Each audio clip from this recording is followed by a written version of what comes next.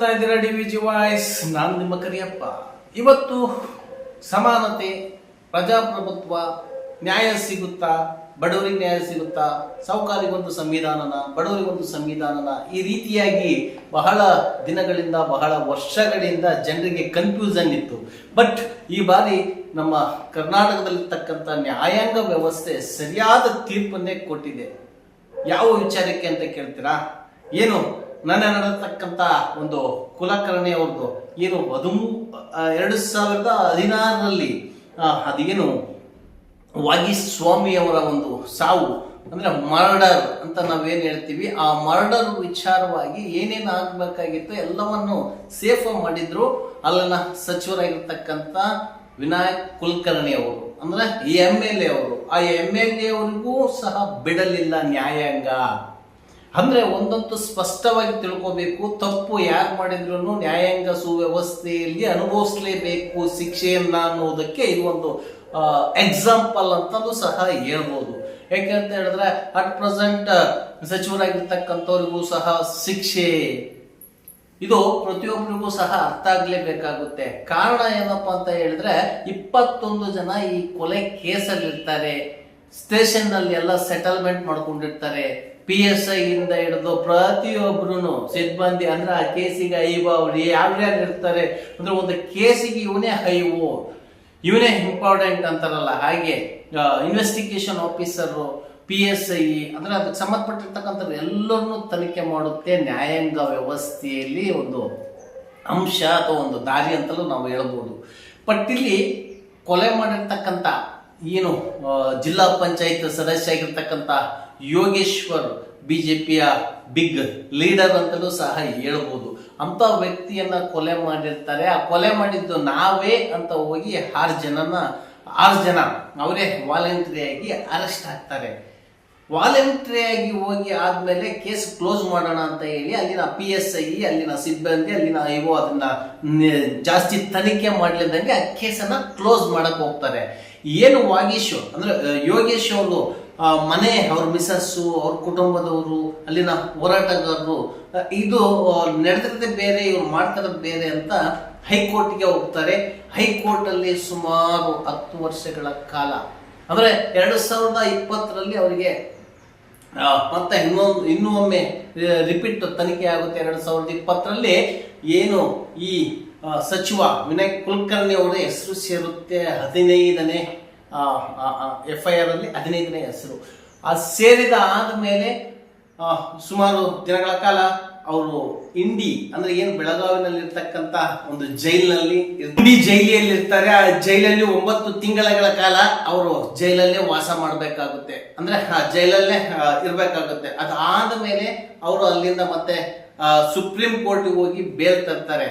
But ಇಲ್ಲಿ ಅವರಿಗೆ ಯಾಕೆ JMFC ಯಲ್ಲಿ ಬೇಲ್ ಸಿಗ್ಲಿಲ್ಲ, ಹೈಕೋರ್ಟ್ ಅಲ್ಲಿ ಬೇಲ್ ಸಿಗ್ಲಿಲ್ಲ, ಸುಪ್ರೀಂ ಕೋರ್ಟ್ಗೆ ಯಾಕೆ ಹೋದ್ರು ಅಂದ್ರೆ ಇವೆಲ್ಲಕ್ಕೂ ಒಂದು ಉದಾಹರಣೆಗಳು ಕೊಡ್ತಾ ಹೋಯ್ತು ಅಂತ ಹೇಳಿದ್ರೆ ಇಷ್ಟು ವರ್ಷಗಳ ಕಾಲ ದಬ್ಕಂತಲೇ ಹೋದ್ರು. ಕಾರಣ ಏನಪ್ಪಾ ಅಂತ ಹೇಳಿದ್ರೆ ಮಾಡಿರ್ತಕ್ಕಂಥದ್ದು CBI ತನಿಖೆಗೆ ಹೋಗುತ್ತೆ. ನೋಡಿ, ಇದು 2016ರಲ್ಲಿ ಕೊಲೆ ಆಗಿರ್ತಕ್ಕಂಥದ್ದು ಆ ಸಮಯದಲ್ಲಿ ಇದ್ದಿದ್ದು ಇದೇ ಸಿದ್ದರಾಮಯ್ಯನ ಸರ್ಕಾರ. ನೋಡಿ, ಇಲ್ಲಿ ರಾಜಕೀಯ, ಕರ್ನಾಟಕದ ರಾಜಕೀಯದ ಬಗ್ಗೆ ಮಾತಾಡೋಣ. ನಾವು ಭಾರತದ ರಾಜಕೀಯದ ಬಗ್ಗೆ ಮಾತನಾಡೋದು ಬೇಡ. ಕರ್ನಾಟಕ ರಾಜಕೀಯದಲ್ಲಿ ಇದೇ ಸಿದ್ದರಾಮಯ್ಯನವರು ಇದ್ದಾಗಲೇ ಇದೇ ವಿನಾಯಕ್ ಕುಲಕರ್ಣಿ ಅವರು ಕೊಲೆಯ ಕೇಸಲ್ಲಿ ಆ ಕೇಸನ್ನು ಮುಚ್ತಾರೆ. 2019ರಲ್ಲಿ ಮತ್ತೆ BJP ಸರ್ಕಾರ ಬರುತ್ತೆ, ಯಡಿಯೂರಪ್ಪ CM ಆಗ್ತಾರೆ. ಆ ಯಡಿಯೂರಪ್ಪ CM ಆದ್ಮೇಲೆ ಈ ಕೇಸ್ ಇನ್ನೂ ಹೆಚ್ಚಿನ ಒಂದು ತನಿಖೆ ಆಗ್ಲಿಕ್ಕೆ CBIನವ್ರಿಗೆ ಕೊಡ್ತಾರೆ.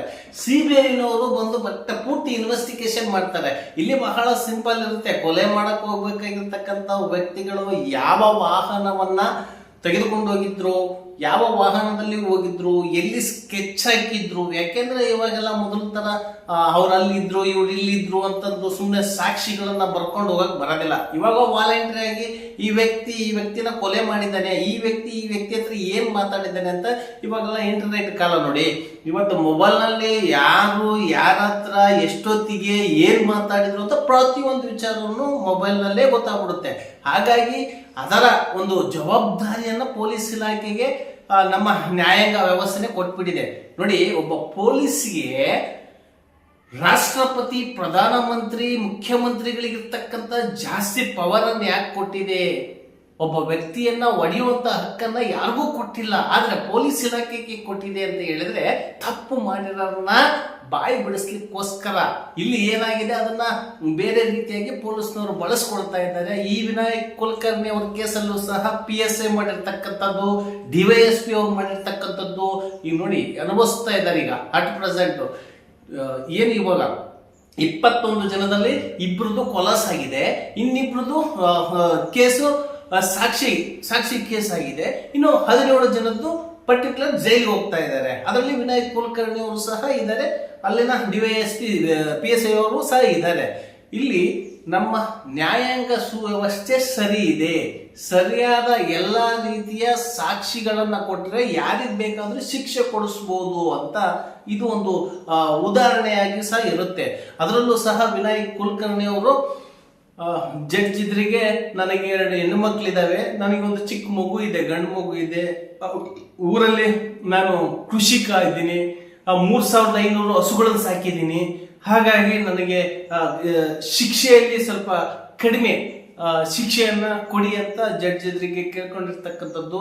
ಅದೇ ರೀತಿಯಾಗಿ ನಾನೊಬ್ಬ ರೈತ, ನಾನೊಬ್ಬ ಜನಪ್ರತಿನಿಧಿ ಇದ್ದೀನಿ, ನಾನು ಜೈಲಲ್ಲಿದ್ರು ಸಮೇತನು ನನ್ನನ್ನ ಜನರು ಓಟಾಗಿ ಗೆಲ್ಸ್ಕೊಂಡಿದ್ದಾರೆ, ನಾನು ಒಳ್ಳೊಳ್ಳೆ ಕೆಲಸಗಳನ್ನ ಮಾಡಿದ್ದೀನಿ ಅಂತ ಅವ್ರ ಪರ ಬರ್ತಕ್ಕಂಥ ವಕೀಲರಾಗಿರ್ಬೋದು, ಆಮೇಲೆ ವಾಲಂಟಿಯರಾಗಿ ಜಡ್ಜ್ ಅವರೇ ನೇರವಾಗಿ ಕೇಳಿದಾಗ ಅವ್ರು ಹೇಳಿರ್ತಕ್ಕಂಥ ಭಾಷಣ ಆಗಿರ್ಬೋದು.